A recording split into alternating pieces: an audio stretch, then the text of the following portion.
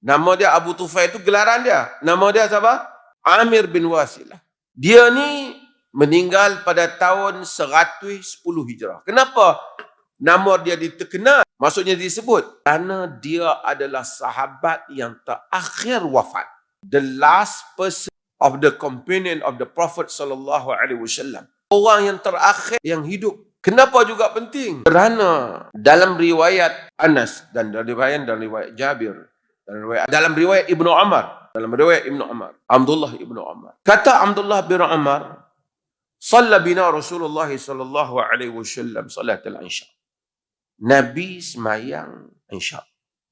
Fi akhir hayatihi, pada akhir hayatnya.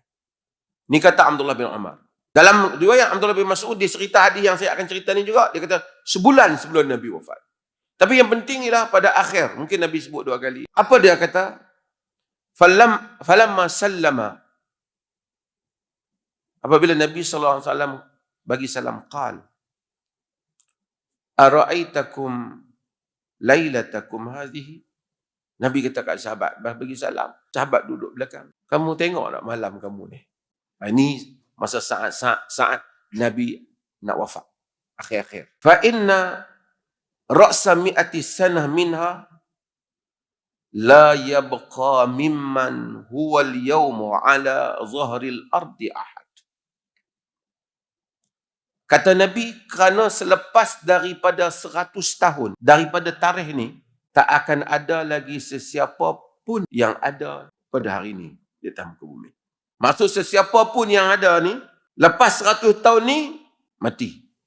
Yang ada hari ni lah. Yang sesiapa yang ada pada hari tu, lepas 100 tahun ni, dia dah tak ada. Tapi kalau yang main, setahun, 2 tahun, 3, 4 bulan, 5 bulan kemudian, dia akan ada lah. Generasi yang baru. Tapi yang duk ada hari ni, yang duk hidup sekarang ni, 100 tahun, mereka ni semua meninggal. Ganti yang baru. Mungkin yang duk ada pada tu, ada yang umur 80 dah. Ada yang 50. Dan sahabat yang muda, yang masih lagi kanak-kanak ketika itu, antaranya Abu Tufail. Dan dialah mati selepas 100 tahun tu. 100 tahun 110 tu.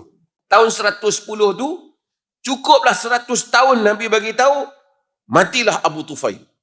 Amir bin Wasilah. Artinya, sahabat-sahabat lain semua telah, sebelum tu telah meninggal. Abu Umamah Al-Bahili, Anas, semua yang mati-mati lewat ni, semua pun telah mati. Yang terakhir mati, Abu Tufail.